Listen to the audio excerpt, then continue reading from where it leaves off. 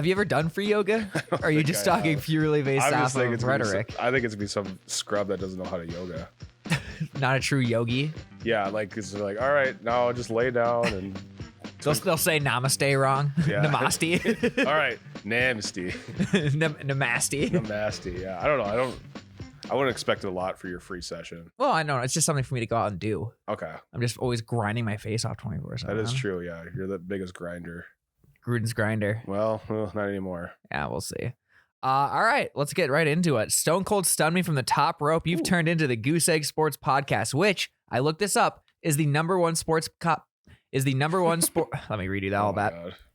Stone Cold stunned me from the top rope. You've turned into the Stone Cold stunned me from the top rope. You've tuned into the Goose Egg Sports Podcast, which I looked it up is the number one sports podcast in the county.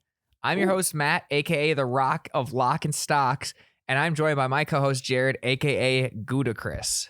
Okay, I like ludicrous and cheese, so that name flows. It seemed like a safe assumption. How are you, Jerrod? Good. You mentioned Stone Cold. He is wrestling this weekend. Isn't it like a big WrestleMania event? Like Pat McAfee's going to be there? Yep, it's a 2-night special.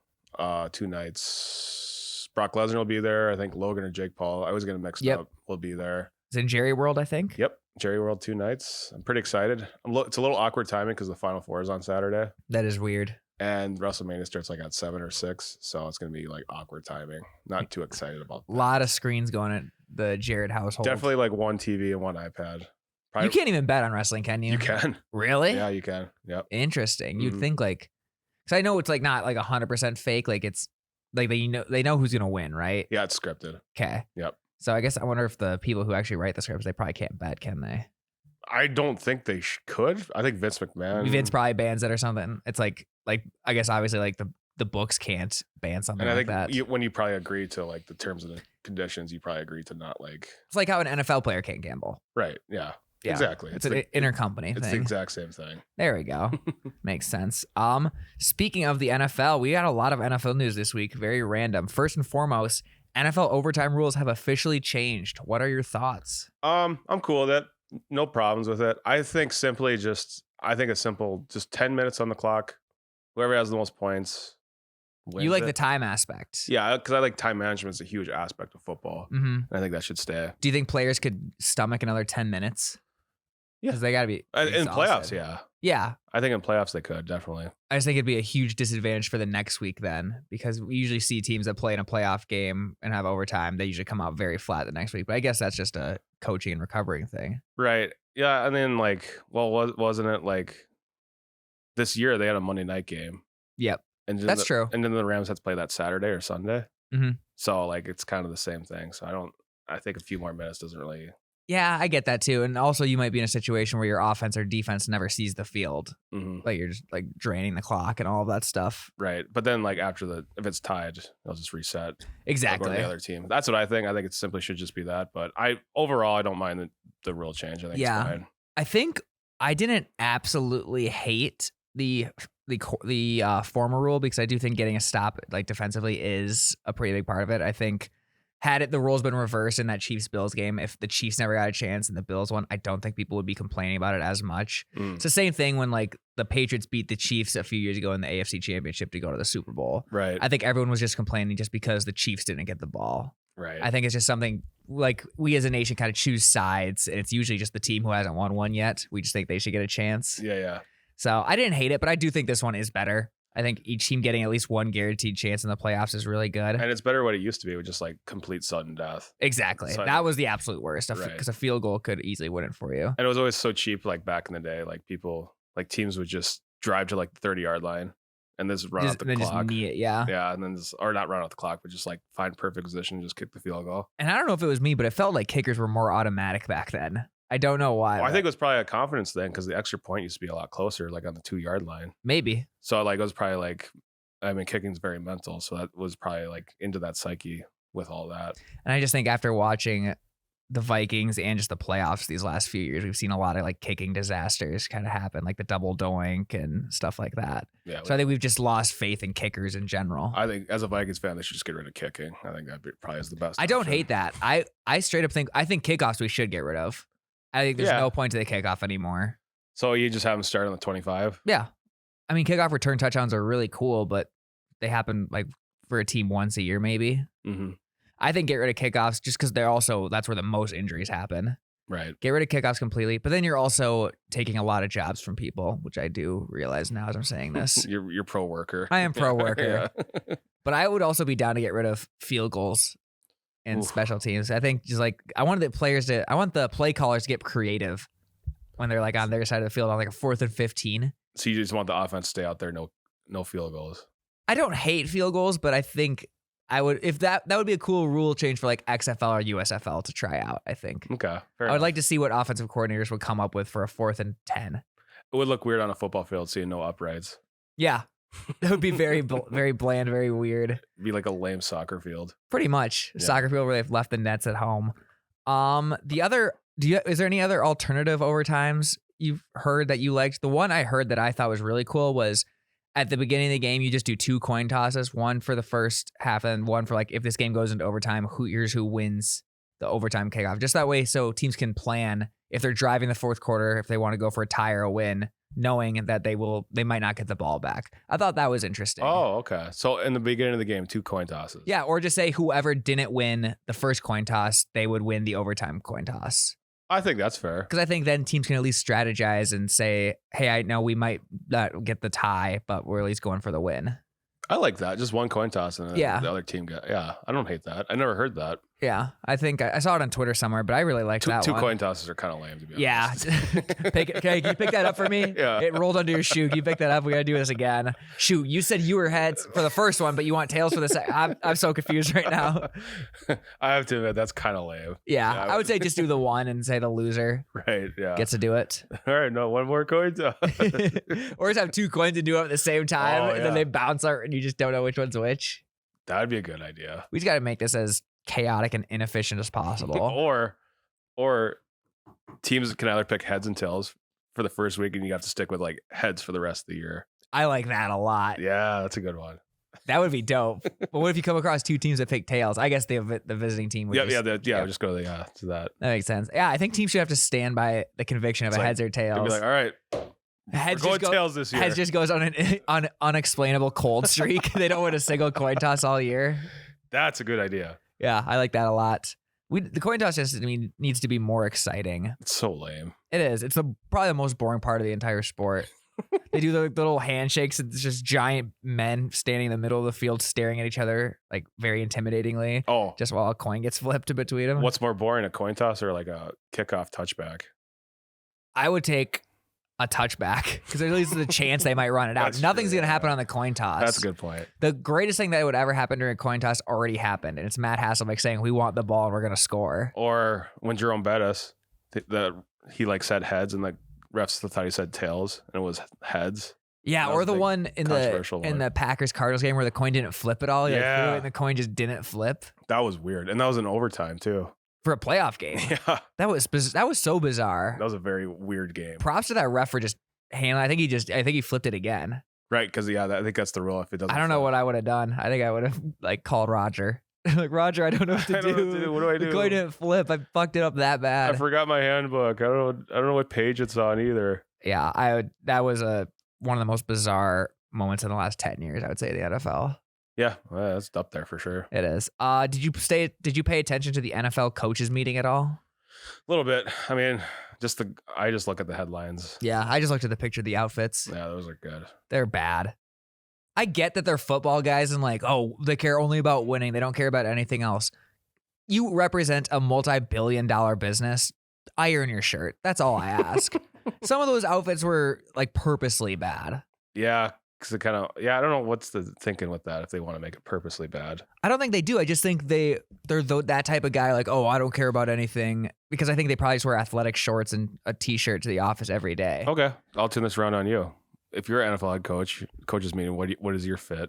What's my fit? I liked what Kingsbury did, which is going back against what I said because he wore shorts. Oh, yeah. But I think I liked the John Harbaugh. He had like the quarter zip and the just jeans. I think it doesn't take much. Right. You don't have to go crazy with it. Get a haircut before, get some nice shoes. Yeah, this is the one time you're getting your picture taken like all year. Yeah, and everyone's going to talk about it. Yeah, exactly. You're going to get roasted. I don't know what Mike McDaniels was doing wearing a see-through shirt. You could see his wife beater. Yeah, that was a bad look.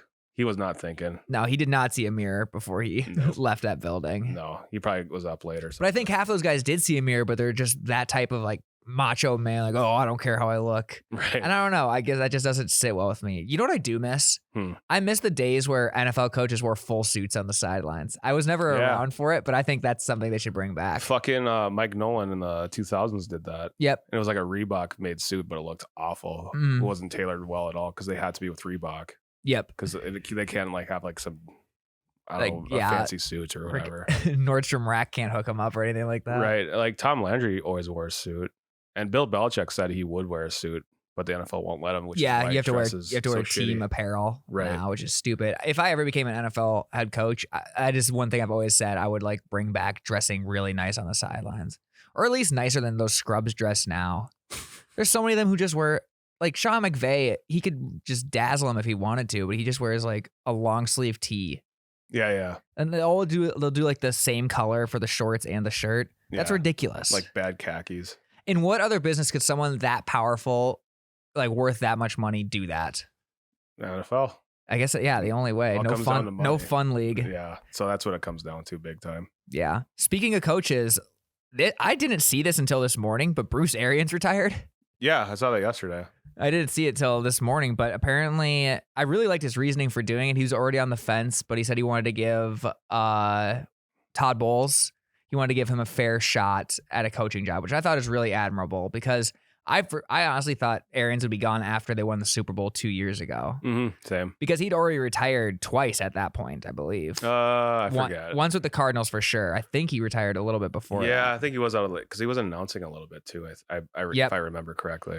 Yeah, and then he came back, did the 1 year without Tom Brady. Then Tom Brady joined, and then he did last year. Right. I thought for sure he would have either gone last year or when Tom Brady said he was going to retire. But apparently he was going to stay. He went to the coaches meeting, and then just, he was there this week, and apparently he just decided halfway through, he's like, this ain't it. Wow.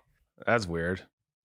Yeah, I guess he's just going through the motions and everything. And it sounds like Tom knew that he might not come back or something. I think he mentioned that when Tom was like discussing coming back that he was thinking about it. And apparently he told Tom before announcing it. Okay. Well, that's good. I don't think that really will affect Tom's decision too much. I don't think so either. I think Tom's there for the culture and the roster more than the coaching. I don't think he was ever a big Bruce Arians fan. It would be very funny though if he retired now. He's just like, no, I was coming back just to hang out with Bruce. With BA. That would be a complete, shell shock for that Todd Bowles team then, because then he would have to just rebuild on the fly. Sorry, Todd, I didn't get a fair chance. Signed all these 1 year deals just to be like, have it swept up under you. But I think it'll be good. I don't see the Bucks any differently today than I did yesterday. Yeah, roughly the same. I'm not sure. Yeah. I've heard good things about Todd Bowles too. Apparently he's been in those like discussions for head coach in the last few years or so. Right. I think he was like doing interviews with other teams this year too. He was. I mean, he's going to have a better team now than he ever will to any like new team he's going to. Right. Yeah. So if I were him, I think he's probably just trying to stay the Buccaneers head coach. Right. And then like this team's way better than like those Jets teams he's coached. Exactly. So he's going to get a fair shake. That's the thing. I think we're always so rough on coaches without looking at the roster they're given. Right. Especially those like that first year. Mm-hmm. And even second year, going on to third year. I mean, I'm in my third year of this Madden franchise and I'm adding prime God players and I still can't make the playoffs. Yeah. It's hard. Yeah. You're like, it's hard to win games. You're never going to trash a coach or a GM ever again. No, absolutely. You know how hard it is. I have too much respect for the profession. True professional. Absolutely. Next bit of news. I don't know if you saw this. You were in a meeting, but Bobby Wagner just signed a deal with the Rams. Oh. Pretty big deal too. How big? I think like $65 million. Ooh. On his downslope for 5 years. Yeah. Ugh. I don't know I want to meet the Rams salary cap people. I don't know how that works at all. They're doing something right.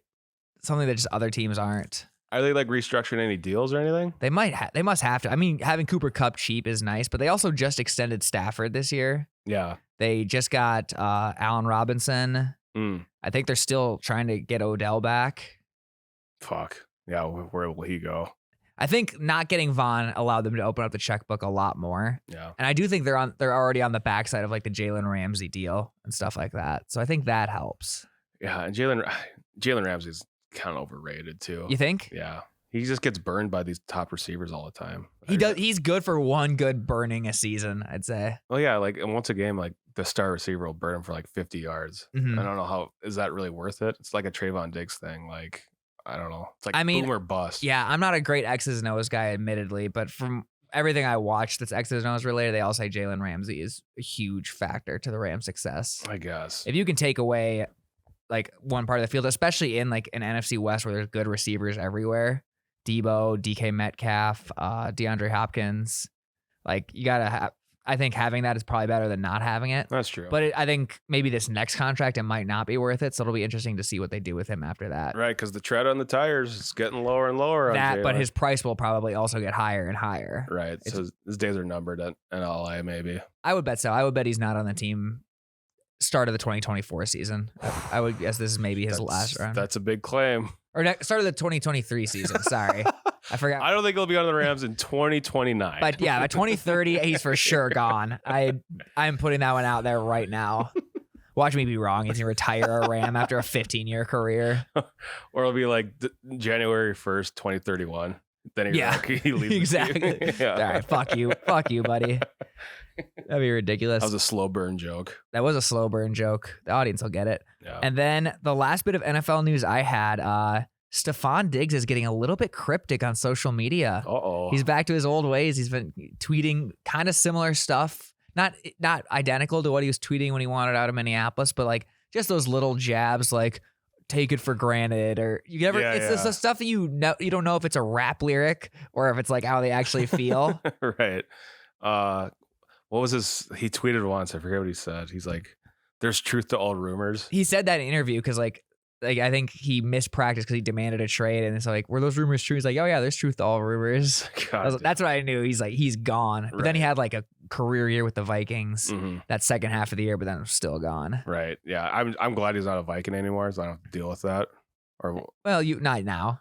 Justin Jefferson's deal is coming up soon. That's true. He's gonna want to get a lot of money. That is gonna be a lot of money with Tyreek Hill's deal. The best spot for Diggs to go would probably be the Cowboys. Yeah, I don't think he is going anywhere. I think we're too early in the process for that. But anytime something like that happens, it's news at this point. Do you think he's like negotiating for more money? I would assume so. I would assume he's doing that. That actually got me thinking yesterday. I wish regular employees were cryptic when they wanted a new contract like athletes are. Like I wish John from accounting was tweeting the eyeball emojis or like the Slack messages. Yeah. They go on personal Slack. Coming in late and like answering questions very cryptically. Like, yeah, we'll see what happens. The future's in their hands at this point. That's what I think. If I've ever like negotiating for a new contract or something like that, I'm going to get really public and cryptic on social media. There you go. Yeah. A lot of eyeball emojis. Money emojis. Lyrics. Instagram stories with the black screen with just text over it or just the shrugging emoji. Yeah, that one's good. That's a good one. Like the money flying away emoji you could do. Like if I'm still here in 2 years, money flying away emoji. Me driving a car with a song in the background that kind of somewhat resembles my situation. Yeah. It's like, oh fuck. There's a lot of songs you could pick. I can't think of any. Something along just the theme of more money, more problems, or bitch better have my money type situation. There you go. Don't kill my vibe. Yeah, bitch, do not kill my vibe. Yeah, that'd be a good one. I just think us employees need to take this example and run with it because we also need to get paid like these athletes do. Yeah, who needs unions when you got cryptic tweets? Exactly. Yeah. Just do that. 100%. I think it'd be fun. Yeah. All right, we are officially in Final Four weekend. Woo! It's coming. It's close. It's really starting to look like Duke is just going to be the storybook ending season. We'll get to that game in a bit, but first I want to talk about the first game of the matchup is Villanova versus Kansas. Kansas is a 4.5 point favorite. Over under is 133. I really like Villanova. I do too. I don't know why. They play a slow half court game and like shoot threes. Like they're much more skill. Kansas is very much like we're fast, athletic. We'll beat you at the rim, right? Type thing. I also didn't realize that Villanova has an 83% field free throw percentage. Yes, and that's what I was going to bring up. And if they hold on to it, that would be a NCAA record for a season. And that obviously hitting your free throws is like the biggest part of these big games. Mm-hmm. I mean, that's no breaking news there. Yeah. And that's going to definitely help them, obviously. So I'm all over Villanova. And Villanova always plays really well in the Final Four. They always come ready to play. Yeah, definitely. So I'm all over +4. I'm taking the money line. I'm taking that plus and the +4.5. Yeah, I like that one a lot. I don't know what it is. I just can never get behind Kansas as a program. Kansas reminds me of Nebraska football. And it might just be because of the people I grew up with. Oh, yeah. I suppose you grow up a lot with Kansas fans? Yeah, randomly. Yeah. A lot of Kansas basketball fans and a lot of Nebraska football fans. Ugh, Nebraska football. Hey, they're back. No, they're not. But the one thing I will say is the injury to Justin Moore does not help Villanova. They're going to have a very short rotation. They're already working with like a 7-man rotation as it was. Yeah, they're going to get dead legs. Yeah. Oh, first half. Under. Oh, that's right. You had this since before March Madness. So Jerrod's got the hottest bet of the whole tournament. I've called it. I called it again. It's going to happen. So the first game of the Final Four, bet the under in the first half. Mm-hmm. Tight rims. Depth perception. They're in a big arena now rather than just like a gym. Yeah. And the nerves. Lots of nerves. The jitters. And it's very humid in Louisiana. I don't know if that has anything to do with it, but I'm assuming it will. So bet the under the first half. Yeah, I agree with that because I think Villanova's going to slow it down, and I think Kansas, I can see them coming out and committing a lot of turnovers early because they think they're the perfect team to get those jitters. Yeah. So yeah, I like that. I'm taking so that excited one too. for the under in the first half. We got to lock that one. It's free money for sure. Deploy multiple units. Mm-hmm. Second game is the one that everyone is obviously talking about. We got North Carolina versus Duke. Duke's a 4-point favorite. Over under is a 151. What do you think when you think this game? Because I go back and forth. I'm going back and forth too. It might be the most watched college basketball game ever. I think it will be. I think it's going to live up to the hype. I think it's going to be a really good game. Did you see Eric Church canceled his concert so he can watch the game? I did not. I didn't realize he was that big of a college basketball fan. I didn't either. He should probably incorporate that into his music so we don't get blindsided. Or you could just watch the game on stage. Yeah. Throw it on the jumbo. Yeah. Like he's looking out of the crowd. He has put some sunglasses on. You're good. Yeah. You always have sunglasses on anyway. It would just be a problem when you're singing and you're like, oh. Yeah. I don't know any Eric Church songs. Otherwise I'd sing one, but. Drink in my hand. All you gotta do is put a wait, get the fucking rebound. Yeah, exactly. Or this would be a good time for Google Glass for Eric Church. Oh yeah. He could bring that back. Just watch it on the side of his eye. What happened to those? They came out, but I think just no one bought them. I think they will make a comeback. Oh yeah, I think we weren't ready for the technology. I heard they gave people headaches. Yeah, I think 5 years. I think Google Glass will be back. Yeah, I just think we weren't ready. Yep, a little too far ahead of their time. Yeah, I agree. Anyway, Eric Church, you just watch it on stage. I don't understand why he can't. The other people can't. He easily can. Right, or you get a radio feed in his IFB. Of the game. Listening to basketball is rough. Yeah. Basketball is tough to listen to on the radio. Have you ever tried? No, the worst is wrestling. Like high school wrestling. I'm sure. That's the worst. Oh, they're rolling around. They're both really sweaty. They're both roiding out a little bit. You can tell their puberty's really hitting right here. Right. Yeah. I just saw him puking earlier from cutting a bunch of weight. I didn't even know you could listen to wrestling. There was a local thing. It was on AM radio even, so it made it worse. Oh, staticky. Mm-hmm.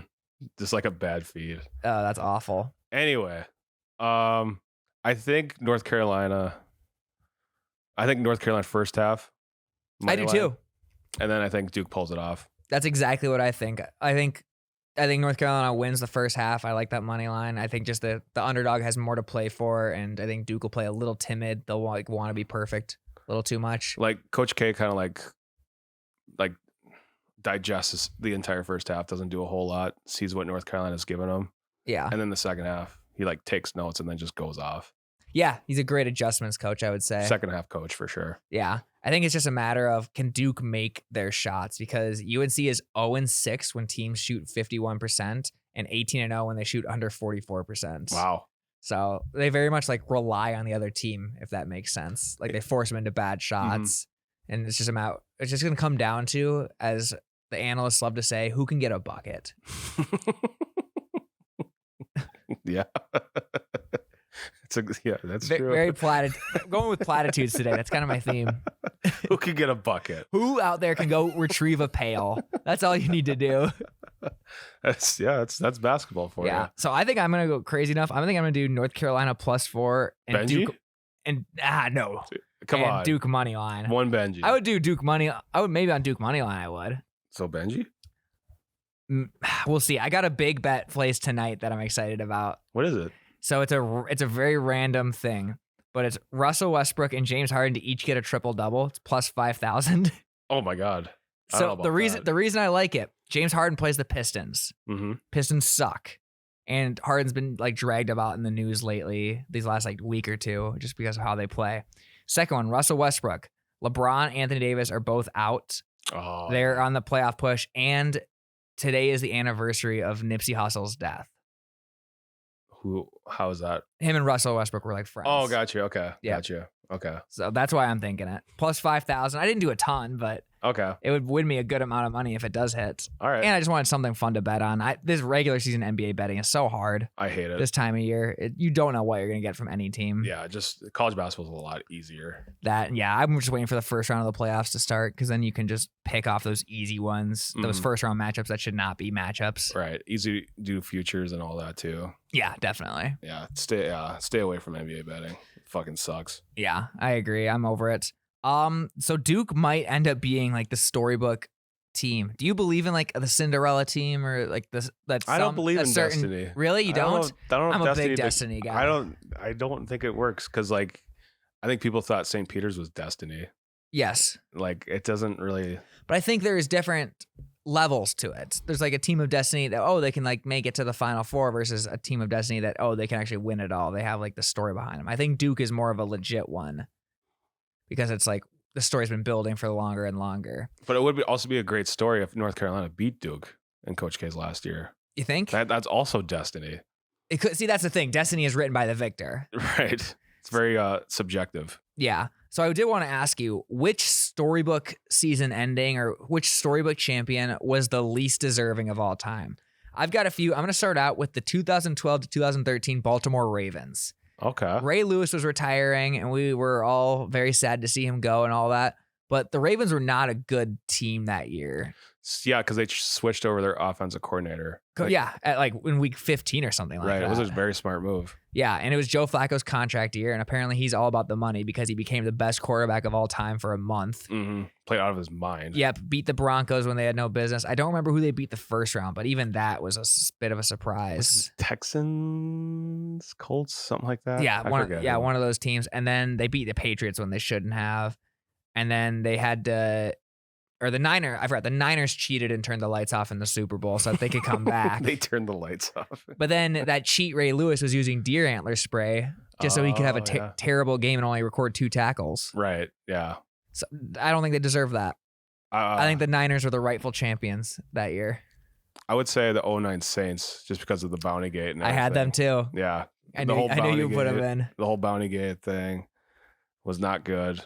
I thought sorry to anyone of our New Orleans listeners, I think the Katrina thing was a little overplayed. That had happened years ago at that point. I know what you're saying because they were in the playoffs in 2006. Yeah, they had their Katrina run. Yeah. I know what you're saying. Like, yeah. How long do you get to milk a national tragedy is all That's I'm saying. true. I know what you're saying. Like when the Patriots won, that made more sense. Yes. 2001 because that was like very fresh. Yeah, and that was 9/11. Yeah, right. All that so stuff. that made sense. Yeah, I think 09. But it was more the sports writers forcing that narrative into it. They need something to talk about. Right. Yeah. And that Saints team was good. I just don't think they were worthy of the champions because there's legitimate proof that they were, I guess, not cheating. It's not not really cheating to offer your players a bounty. It's immoral. It's immoral for sure. Yeah. Yeah. Sean Payton is a weasel for doing it. Yeah, he is a weasel. Or at least knowing about it. That little rat. And I think the Vikings were a better team in the NFC that year. Thank you. And I think the Colts are a better team than the Saints as well.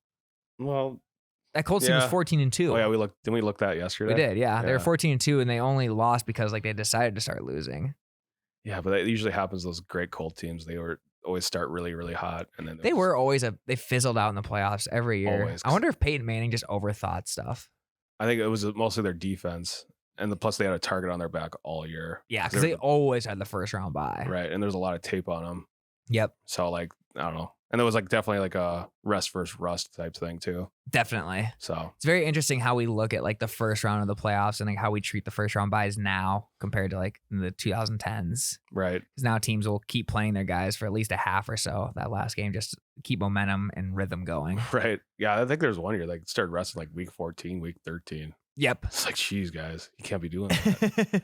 too much. Yeah, too much rest. And then the last undeserving storybook team I have, and I know you will disagree with this one, is the 2010 to 2011 Dallas Mavericks. Oh my god. The Heat were a much better team that year. They choked. LeBron choked. They all choked. But the Heat were a better team that year. God. Am I wrong? It was a great series. It was Mavericks played great. They did. They played their best of the whole season. They played their best series. Their best basketball came at the end. The Heat were a better team. They weren't though. The Miami Heat. How are they not? They lost to the Mavericks. Just because you lose a series doesn't mean you're a worse team. It just means you had a worse series. Spin If zone. it was best of 15, I am confident Eric Spoelstra would have righted the ship. So, okay, 1 seeds usually beat the 8th seeds in the first round of the NBA playoffs. So, like, that means they're the better team then. Yes. Okay. So the Mavericks beat the Heat then. So they're the better team. Do you think if LeBron was in a better mental state, the Heat would have won that series? What mental state was he in? He was scared. I think we can all admit that. He did not have he took like 2 shots in the fourth quarter of like 3 games. Yeah, I don't know. He was very afraid of the moment. I think he would even admit that. He was scared. When he comes to the podcast, he'll admit it. Yeah. He was in the finals before that though, too. Yeah, but no one expected anything out of him. He got swept. Do you actually think the Mavericks were a better team than that Heat team? Heat might have had more talent, but the Mavericks were a better team.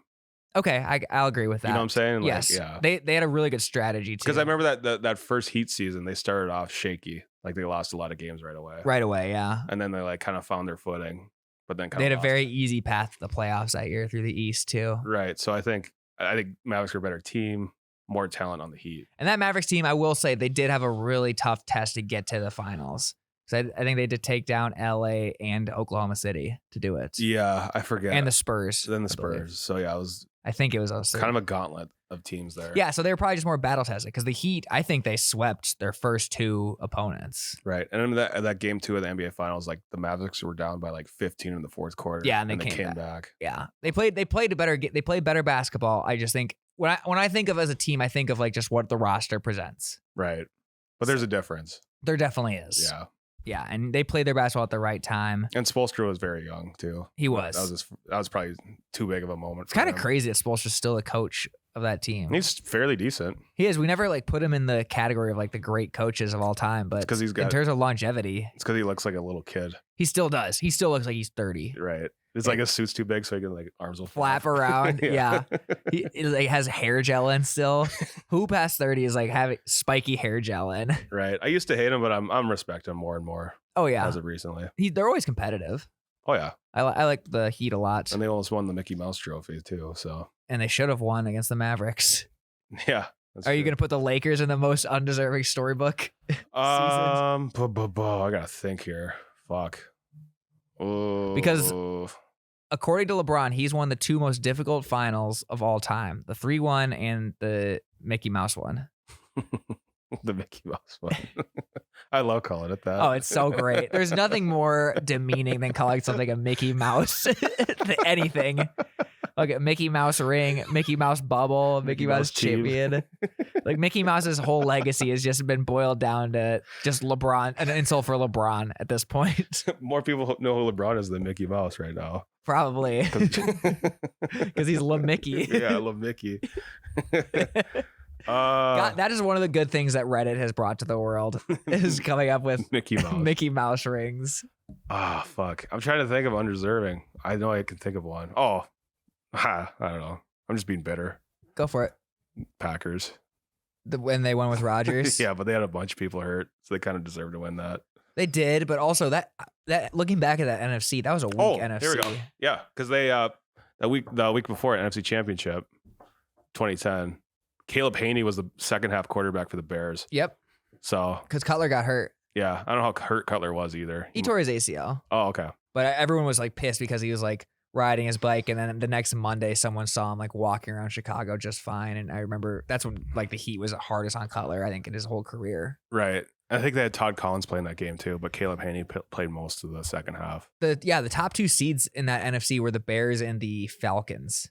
Yes. Enough. Yep. They yep. steamrolled the Falcons. That game sucked. Yeah, their toughest test in like all the playoffs was the Eagles, that first wild card round with Vic. Oh damn, I forgot about that. Yeah, that was a very weird thing because once the Packers made it into the playoffs, everyone kind of thought the Packers were gonna make it to the Super Bowl. The NFC was very like uniquely weak, and I think Rodgers was already like the best quarterback in the NFC at that point. And it's weird to see the Bears get like a first round bye and all that shit. Yeah, they just dominated the regular season, but I think everyone kind of knew they were frauds. Right. Just a matter of if their defense could hold up. But Rodgers was already, and that was his first big year, but he was already the best quarterback in the NFC at that time, which is very weird to think about. Was he though? I think no, so. I think Breeze would have probably been. I don't think Breeze was in the playoffs. Oh, I see. In the playoff quarterback. Yes, I in see the what you're NFC. saying. Yeah, Okay, in that like playoff pool. Actually no, Breeze, he was in it because he lost to the Bears because they went to Chicago. They went to Chicago and got right. beat because it was cold. So yeah, it was probably Breeze. Because it was cold. Well, I mean, yes. So it was probably Breeze, but yeah, I agree. Yeah, I can't think of any others. So yeah, sorry that you had a great fairy tale season, but you don't deserve it, Yeah, any of you. Mickey Mouse rings to Yeah. us. All right, guys, we're going to take a quick break here, but then we are going to be joined by my friend Kenneth from SimBULL. He's going to talk a little bit about this really cool startup he's doing. It's like a stock market for sports. I'll let him explain it. He's a lot better at it, but stay tuned for that. Jerrod, what is your favorite number in the entire arithmetic universe? 1 is good. 2 is okay. 3 is meh. 4 is great. 4 is great. That's such a coincidence because we're in the Final Four. That's right now of the NCAA, both men's and women's tournament. Mm-hmm. Final Four time. This is where the boys and girls become men and women. Yep. This is where champions are crowned. Great time of year. Weather's getting nice. Great basketball. Absolutely. NBA playoffs are right around the corner. Mm-hmm. Getting hyped for that. If you're anything like Jerrod and I, you love this time of year because of 2 words and 2 words only. DraftKings, official sportsbook of the Goose Egg Sports podcast. And that's 2 words. 2 words. Okay, Yep, absolutely. It's great. They got any bet you could want. I've been really into like the NBA like specials lately. Just finding like some random special like, oh, Kevin Durant to score over 27 and Rudy Gobert to have over 10 rebounds. Just random like freak Frankenstein pairings like that. LeBron to walk up the court after a bad shot and not play defense. That's another one. That would be plus 50,000, I would say, for something like that rich to happen. Man. Yeah, exactly. It would never happen, so we don't need to worry about it. But if you're into just gambling on sports or just having some skin in the game, DraftKings is the way to go. If you're in a state where it's not legal yet, don't even worry about it because there's daily fantasy that you can play. Mm-hmm. You can load up on an NBA team, especially now with the playoffs around the corner. You can load up on a daily NBA roster. It's always there for you. And just go to town. There's always something to do. You can do golf. You can do NASCAR. Pretty much anything you want. So head to DraftKings.com today and just get in on the fun. Get in on the fun. Must be 21 years or older. New Jersey, Indiana, or Pennsylvania only. New customers only. Minimum $5 deposit and $1 wager required. 1 per customer. Restrictions apply. See DraftKings.com/sportsbook for details. And if you have a gambling problem, please call 1-800-GAMBLER. All right, everybody. Welcome back to the Goose Egg Sports Podcast. This is the first time we've ever had a guest interviewee on. We've got Kenneth from SimBULL here. And just for a quick little bit of background, I heard about SimBULL through another podcast about a year ago this time, and I just reached out to you guys saying, hey, if you need any video work or whatever, let me know, because I just think the brand is really cool, and I see you guys are doing really big things on TikTok. You guys are really growing. You said you were developing an app soon, so welcome to the podcast, first and foremost. Yeah, thanks, Matt. I appreciate you having me. I didn't realize I was the first ever interview guest, so I'm honored that you picked me, but yeah, I'm super excited. Congratulations on all your success with You Betcha, with the show, with all the stuff, that content you guys are creating. I'm excited to be on the show. Appreciate it. Yeah. So going back to like the beginning, I had heard this origin story from the last podcast, but for people who haven't, what was the idea that inspired SimBULL, and what kind of is SimBULL overall? Yeah, absolutely. So best way to describe it is SimBULL is a stock market for sports. So our goal is to create a platform that allows sports fans to invest in shares of their favorite sports teams, just like they'd invest in companies in the stock market, in cryptocurrencies, and NFTs, all that stuff. But really a market designed for sports fans. So on our market right now, you can trade shares of NFL teams, MLB teams, NBA, NHL, and college football. With the goal is we want to create a platform that allows sports fans to profit off their sports knowledge in a more fair way than, typical sports betting, and a really fun way. People are getting into market-based investing. So that's what SimBULL's all about. Yeah, I remember when you talked about it originally, you said during the pandemic, you realized all your friends were either sports gambling or they were buying stocks in like businesses that they had never really heard of or could never do anything. And I thought that was a really cool combination of like the long-term investing with something you actually know about, because I could name pretty much every NFL team's GM, but I don't think I could name a single CEO out there in the world. Yeah, exactly. So my background's investing. I grew up, I worked in an institutional investing firm designing financial products. So that was always my background, but I've always been a little bit of a degenerate sports gambler. Fantasy sports has always been, my go-to for entertainment. But what I realized during the pandemic is more and more people were starting to invest in the stock market, right? Robinhood blew up the past 5 years, the whole GameStop, AMC craziness. And a bunch of my friends were investing in these companies. I'm like, that's not even like GameStop's not even a company anymore. There's no basis for their stock price. Like, what are you guys doing? They're like, oh, well, there's nothing else to do. This is fun. We can make some money. I'm like, okay, but you know nothing about, investing in companies. What if we gave you a market where you could invest in sports teams? And we started floating around the ideas of some friends are like, yeah, if that existed, that'd be super cool. I know way more about the Chicago Bears than I do about Dogecoin or anything like that. So that's where the foundation came from. Yeah, absolutely. I don't know if you remember this, but the first video I made for you guys was I started a buy or sell series, and I wanted to go through all the teams, just kind of give my analysis on the stock. And the first team I did was the Cincinnati Bengals, and they were priced insanely high at the time. And I said, this is a stupid idea. The Bengals are going to be trash this year, all of that. And obviously it paid off for those people. They must have known something that I didn't. But what teams have been moving around the most in the SimBULL market during this like NFL offseason?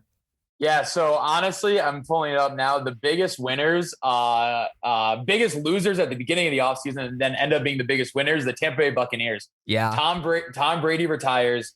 They go down 30% in like a couple of days because who wants to own a Tampa Bay Buccaneers team with I don't even know who their backup is anymore. Like I think it was Gabbert. I think it's Gabbert. Yeah. Blaine Gabbert as the only quarterback on the roster. So they drop.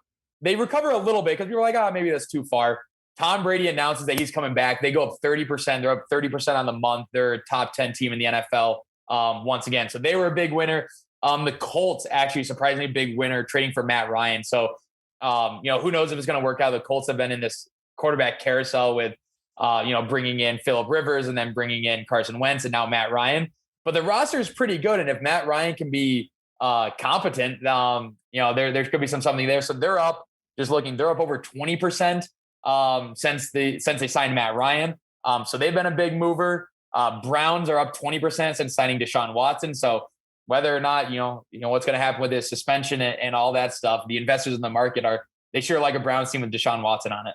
Yeah, that makes sense. Are there any that like just totally surprise you? Because that Bengals one, I remember like at that time Burrow was hurt. We didn't even think, I think I made that video before they even drafted Jamar Chase. And I just thought that whole team was a mess, but I think they were the highest ranked team at the time. I guess I don't know if people just believe in Joe Burrow that much, but are there any like really shocking ones to you? Yeah, a few. So the Bengals one last year was crazy because they were bottom 5 in the NFL at like $18, $19 a share. And then they just blew up over the offseason. They went from like $20 a share to over $60 a share. They've come back a little bit since then. But for whatever reason, there was a premonition of people liking the Joe Burrow experience, I guess, the Joe Cool experience. So wasn't Joe Burrow the reason you kind of got into this also? Absolutely. So that's kind of the foundation story of SimBULL. When I was a senior in college, that was like back in, I don't know, it was 2020 or so. It was the year before they drafted Joe Burrow. So it had been like the fall of 2019. And I bet on the Bengals, and they were like 2-13 at the time. They were playing the Patriots. They were getting like 14.5 points. I'm like, that's a lot of points for an NFL game, like at home, like backdoor cover, like something. So I bet on the Bengals. They get beat like 35-0, just destroyed, like no chance from the start. I'm sitting there pissed and like, the Bengals stink. Why would I bet on them? I'm a moron. Like, what am I doing? Blah, blah, blah. And I'm like, God damn it, they're going to draft Joe Burrow. They're going to be good. Like, I know Joe Burrow is going to be good for the Bengals. So I started thinking there, like, there's no way for me to like make a bet that they're going to be really good 2 years from now. And that's what I wanted to do. So that's when I started thinking about like stock market principles of like, hey, if I believe in the foundation of a company, I invest in them, right? I believe in the foundation of the Bengals with Joe Burrow. I want to invest in them. So yeah, the Joe Burrow holds a little bit, soft spot in my heart just because he helped come up with the idea. But yeah, they were on a crazy run last year in the market. Yeah, there's no way to like invest in a team long term besides like a futures bet until now, which I think is great. I totally interrupted you. What were the surprising teams that you like were shocked by? Yeah, so if we walked through the top 5 of the Sim NFL right now, of the NFL market, it makes a lot of sense. You're the Chiefs at 1, right? Patrick Mahomes is going to be there for 10 years. That makes a lot of sense. The Bengals, Joe Burrow, makes a lot of sense. The Browns, Deshaun Watson, Kevin Stefanski, makes a lot of sense. The 4th team in the market right now is the San Francisco 49ers. And I find that to be pretty interesting because, yes, they've been good historically with Jimmy G. They win a lot of games with Kyle Shanahan, but like Trey Lance is pretty unproven. Right. And they're priced ahead of the Buffalo Bills with Josh Allen, ahead of Tom Brady and the Patriots, ahead of Dak Prescott and the Cowboys. So I think the 49ers one is pretty interesting. People seem to be pretty high on either Kyle Shanahan as a coach, just knowing that he can run the ship, or Trey Lance as a prospect. Yeah, I mean, I'm in Trey Lance country right now, and I know people are like buzzing, like waiting for him to get his opportunity, yet they still haven't found, I don't think they've even gotten an offer on Jimmy G yet. So who knows? Jimmy G might be back there next year, which is just very random. Can you believe that? Like, if you're Jimmy G, just going into a building where like you're not wanted basically at that point, that's got to be a weird environment. Especially after bringing them to a Super Bowl and I think 2 NFC championships now. Like he really was only 1 game away from another Super Bowl. It was and I'm not a Jimmy G fan at all. Like I don't think I'm a Packers fan, so I don't really like him just because he's a little better in the NFC Championship a few times. I don't think he's a good quarterback. The whole point of like he wins, like yeah, but his roster is really good. Like you stick, I bet Trey Lance. My point is, I bet Trey Lance gets you the same amount of wins as Jimmy G, plus with more upside. Yeah. But it's just got to be a weird dynamic of like Trey Lance is unproven. Jimmy G, you know what he is. He's not elite. He's not terrible. But it's interesting. It's such a weird business. What is it about like this being in the sports business now that like excites you the most? Is it just knowing what you're talking about a little more, or? Yeah, I mean, it's a passion of mine. Like I said, my background, I mean, I was betting on the Bengals on a Sunday afternoon when they're 21-point dogs or whatever. I think it's safe to say you're passionate then, if that's the case. Yeah, exactly. I love the sports industry. I'm a sports nerd at heart. Like I'm a big analytics guy. Love NFL is my favorite sport. I loved watching it. So to be able to bring it into my career and a startup company I love working on it every day, right? Getting up and being able to talk about like, hey, yeah, why are the Bengals up 30% this year? Oh, because Joe Burrow, here's principles. So I love every day looking at the market, seeing who's up, who's down. It makes everything every day interesting. Absolutely. So I was on the website a few days ago and I noticed there was something that I have never seen before. SimBULL Teammates. Is that something you guys are still doing? And if so, what's that all about? Yeah, we're introducing some new functionality to the website. So right now we're just a website, SimBULL.com. I'll do a quick shout out there. Absolutely. We are developing a mobile app, which will be great. That's going to be coming out in about a month. But Teammates is the social element of SimBULL. So one thing that we got a lot of feedback from our first users of like, hey, they love the market. They love being able to trade teams like stocks, earn money, like make long-term bets, all that stuff. But one thing they were missing is the social element, right? Sports is inherently social. Sports gambling, fantasy sports are all social elements. So we're bringing what we call SimBULL Teammates to allow people to connect with other people on the platform. You'll be able to connect with your friends, your family, track their trades, track their win payouts, how much money they're making to see if you're a better sports investor than them. So bringing in the social element should really help spice up the market and give users a sense of community around the SimBULL market. I think that's so cool. Me and my co-host Jerrod are always talking about like our records or like how we doing betting, or like we'll tell each other our bets like, oh, you backing me or not? So I think that's a really cool aspect of it, especially with like a long-term thing like that. Yeah, and we're bringing a lot of cool features in the social element. So not just, connecting with friends and be able to track what they're doing, but also giving like a social feed. So like, hey, Tom Brady came back, Bucks are up 14% in the last hour. Right, really giving people good insights into what's going on in the NFL or in other sports in the market, because that's what really SimBULL is all about is putting a number to news, to injuries, to trades, to people's thoughts on how good a team is going to be. Right, one of the things I always like to talk about. I just think it's the funniest thing in the world. I love the NFL draft. It's one of my favorite days of the year. Just watching. 3.5 hour event. First round, there's not many better sports days than the first round of the NFL draft. Absolutely electric. But what I think SimBULL can really provide to the sports community is putting numbers on how people actually feel about a draft, for example. So example I always use, after the draft, you have all these analysts being like, oh, that's a B minus. What the? I don't know. Sorry, I wasn't going to swear. No, go for it if you want to. We swear all the time. What the fuck is a B minus? Like, what is a B minus grade? What's an A plus grade? What does that actually mean? What SimBULL can do is provide context to, hey, last year the Bears traded up and got Justin Fields. In our market, they went up 10%. That was the most of any team during the NFL draft. So fans really like, that's an A plus. They went up 10%. Packers, unfortunately, Aaron Rodgers says he doesn't want to play for the Packers anymore. They go down 15%. I would call that an F, right? Because that's actually putting numbers to what's going on, provides really interesting content around the sports community. I think that's so great because my biggest gripe with all of sports media is they all just speak in like those platitudes, like just meaningless things. They're just trying to like get buzzwords out. So you hear that from like ESPN, but then you go to like the local media, it's all just like, oh, A plus, our team is the best ever. So I think having just the actual like black and white objective numbers behind it, I think that's so cool and so unique because that just doesn't happen in sports media anymore. Yeah, exactly. And like I said, I'm a numbers nerd, analytical background. That's sort of my thing. But you're exactly right. Like you go listen to an ESPN segment and they're like, love this team, the way it's put together, blah, blah, blah. It's like, okay, that's great. Good opinion.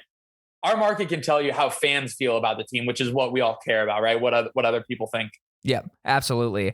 Something you guys also do really well that I'm just really jealous about is your social media. You crush it on TikTok and it's just you walking your dog and like giving your opinion. So do you guys have like a set social media strategy? Was that a like set decision you did or you just kind of go for it?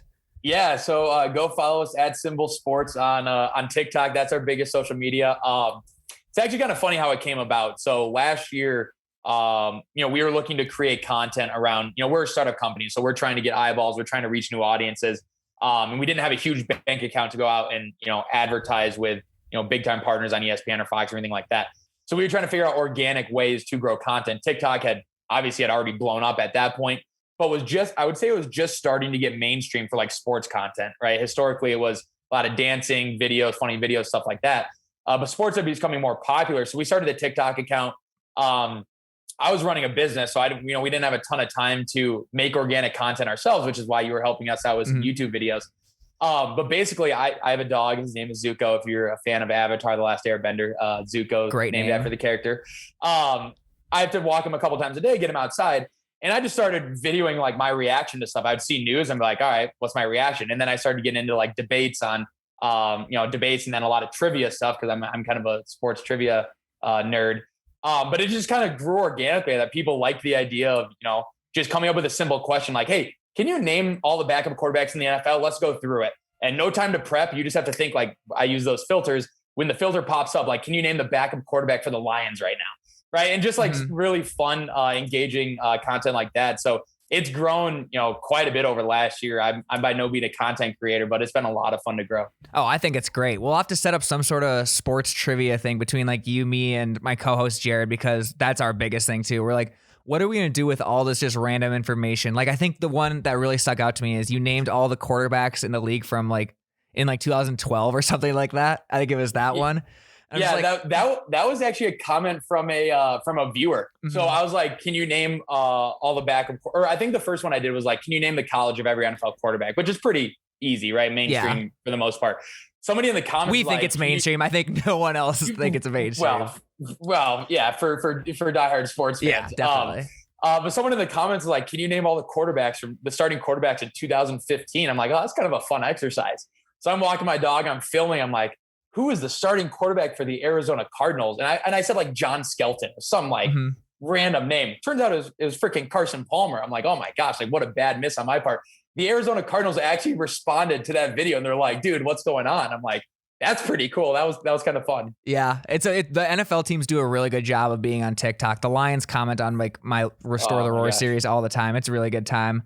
But yeah, I think that aspect of like knowing just the most random sports knowledge and just like, what am I going to do with this information moving forward?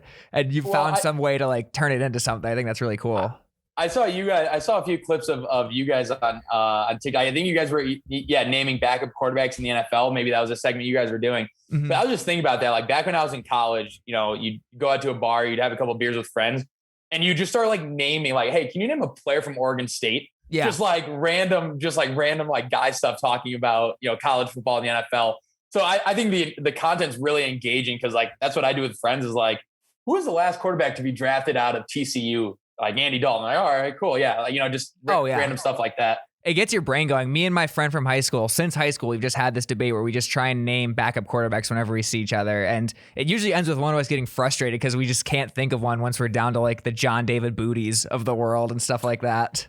Yeah, we'll have to team up with some content on our TikTok, doing a little trivia challenge, SimBULL versus Goose Egg. That would be dope. Have you guys been plugged into like the trading card or like NFT space at all? Or are you pretty focused on just the market? Because I see that's like kind of the other space where I see a lot of like long-term sports investing.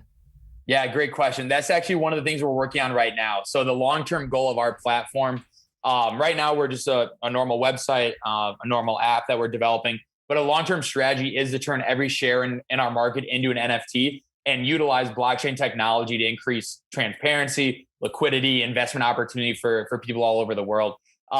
So it is in the works, nothing concrete yet, no launch, anything like that. But pretty soon our market will be utilizing NFT and blockchain technology. That's dope. I feel like you hear just like the buzzwords going around, but you see so few people actually like going out and executing them. So I think that's really cool. You guys are hopping on that. Well, and what we're excited about with the industry right now, everyone's getting into NFTs, right? Everybody's releasing an NFT. It's like the cool thing to do, the fad thing to do. The problem is a lot of the NFTs being released don't have any utility. Like, yeah, they might have some value because people decide like, oh, that's a cool picture. I want to own that picture, right? Like CryptoPunks and all that stuff. So there's some value there of just like being able to trade the NFTs and stuff like that. But there's really no inherent utility to them. You can't do anything with it other than make it your profile picture, say that you own it. What we're really excited about with SimBULL in the Web3 space and the NFT space is providing real actual utility in the form of a market where you can profit off your sports knowledge. So there's actually something backing, the NFTs, right? If you own a share of the Steelers in our market, every time they win, you earn cash, right? That's one of the fundamentals of SimBULL and how it works. So what we're excited about going into the blockchain space is providing a market that has real underlying value where people can come in and trade and actually profit off their sports knowledge. That's really cool. I'm really excited to hear how that goes. Have you noticed any like real strategies people have when they're like first entering the SimBULL market? Like, are people usually just buying their local teams? Because I own Sim Panthers and Sim Hornets, and that's just because I was living in Carolina at the time. But is there any strategies you're noticing people have like when they first enter? Yeah, absolutely. So there's two ways to make money on the SimBULL market. First is win payouts. So every time a team you own wins, you earn cash, right? That's the basis of the market. That's why you'd want to own one team versus another, right? The more wins your team gets, the more money you're going to earn. The second side of it is the stock market side, the whole buy low and sell high. Those are the two ways to make money in the market. The buy low and sell high is also a way to lose money if you buy high and sell low. So there's two main strategies that I think have been the most effective for people moving forward. One of them is kind of the Buffalo Bills and Cincinnati Bengals example. Finding a team that has a promising young quarterback who might not be top 10 in the SimBULL market, buying them low. And if that quarterback continues to develop like Joe Burrow did, they become a top 5 team instantly. Because one thing about our market, you talked about the long-term aspect of it. If you have a young quarterback who's going to be around for the next 10 to 15 years, that's an easy way to make sure that your share is going to hold value over time. So that's one strategy that people are looking for of, hey, I'm going to buy the Cincinnati Bengals low because I believe in Joe Burrow. I'm going to buy the Bills low because I believe in Josh Allen and his ability to be down there for a long time. Now, that strategy is a little bit out the window because those are top 5 teams in the NFL now. But that strategy still holds, right? If you believe in Justin Fields over Zach Wilson, or if you believe in Trevor Lawrence over Justin Fields, those are bottom 5 teams in the NFL right now. So if you buy one of them, Trevor Lawrence becomes a top 10 quarterback, they're going to shoot up the rankings. So that's one strategy that we've seen work really well for people. The other is looking at the organizations themselves, right? Looking at the Steelers. Steelers, what's the stat? They haven't had a losing season since like 2003. I don't think since Tomlin's been there at least. Yeah. So at least 15 to 20 years, they haven't had a losing season. So some people look at the organization and say, hey, that's a well-run organization. I don't care if the Steelers are uncertain at quarterback with Trubisky. I trust Tomlin and the Steelers front office to be competitive for a long time, right? Same with sort of the Packers some of these franchises that have been good for a long time, where the question marks come around for a team like the Cardinals, right? The Cardinals, Kyler Murray could be a top 5, top 10 quarterback, but they're not priced like that in the NFL market on SimBULL because the Cardinals historically have struggled to maintain a long period of success. So those are a couple different strategies, people looking at sort of the up and coming young teams with the quarterbacks or looking for really stable franchises to put their money. Yeah, I think that's really smart. I got 2 more for you. What do you think the future looks like for SimBULL? Are there like I know you mentioned the card and NFT space and teammates. Is there anything else you're kind of like keeping an eye on, or are you just kind of full steam ahead on what you're doing?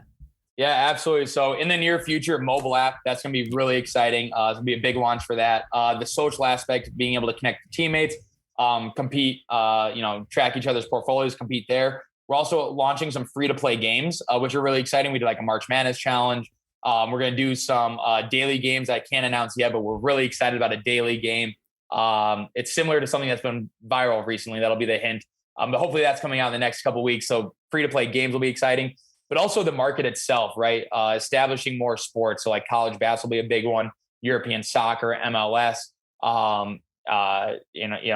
women's sports as well, women's college basketball. So the opportunities are pretty endless for our market. And then long-term down the road, this is, maybe a 2 to 5 year plan, but individual players, right? Fantasy football is extremely popular, which is awesome. But there's really no way to invest in players in the long term. So introducing individual players to our market could be exciting as well. That's interesting. I didn't even think of that. That's really smart. All right. And then since you're our first ever guest, I'm starting this tradition with you, but I'm going to ask every guest from now on, what is your hottest sports take, maybe most controversial, whatever, and back it up? Oh, that's a good question. People in my TikTok comments are all over me for this one. Okay, I'm going to preface this before we go for the hot take. Okay, I'm a Packers fan. I've been blessed with an elite quarterback for a long time, right? It's been a good fan. 2 decades. Yeah, I've been a pretty spoiled fan. I live in Minnesota right now, so I'm surrounded by Vikings fans. I do not think that Kirk Cousins is a top 15 quarterback relative to how much he's being paid. So I know that's kind of a dorky answer. Whenever I say Kirk Cousins is not a top 15 quarterback, people in the comments absolutely roast me. They say, well, look at his stats. He's top 5 in passer rating, top 5 in yards, top 5 in blah, blah, blah. I'm like, okay, that's all fine and dandy, but it has to be relative to how much he's being paid. He's being paid as a top 5 cap hit. He can't be average. He can't be 8-8. So I can't stand Kirk Cousins. I don't think he's a good quarterback. I don't think he'll ever win playoff games. I don't think he'll win a Super Bowl, but I think he's a bottom 15 quarterback in the NFL relative to how much he's being paid. Now, if he was on a rookie deal, he'd be unbelievably good. That'd be an absolute steal. But if he's making $45 million, he's not a top 15 quarterback. So basically he's like the least valuable quarterback out there. Exactly. That's a great way of putting it. He's the LVP. He's the LVP of the league. The LVP is the least valuable quarterback in the NFL. I'd rather have anyone else at a cheaper cost than Kirk Cousins at his current value. I don't hate that. I'm surrounded by Vikings fans at this office. I might steal that one when I go downstairs here. He's not a bad quarterback. He's a terrible value. Yeah, I like that a lot because I don't think people can argue with that one too much. All right, well, thanks so much for joining us. This was a lot of fun. I will definitely keep in touch with you about some sort of trivia thing. I think that'd be a lot of fun. And for people who are interested in getting into SimBULL, like, what's the move? How do they do it? Yeah, absolutely. I appreciate you having me on, Matt. This has been great. Website, www.simbull.com. You can go desktop, you can go mobile. If you sign up right now, we have a $10 free giveaway going on. So as soon as you sign up, you'll get $10 in your account. You can go buy your first team for free, basically, on us, just to get tested in the market. Completely risk-free. $10 will be in there as soon as you sign up. So that's simbull.com. Go check that out. At SimBULL Sports on TikTok, at SimBULL Sports on Twitter. We're pretty active on social, so if you want to learn more about the market, our DMs are open. Feel free to reach out on Twitter, on TikTok. And yeah, I'm really excited about creating some content with you guys. I think the sports trivia segment could be a lot of fun. Absolutely. All right. Well, thanks for joining us. Yeah, I appreciate it, man. Have a good one. Yeah, you too.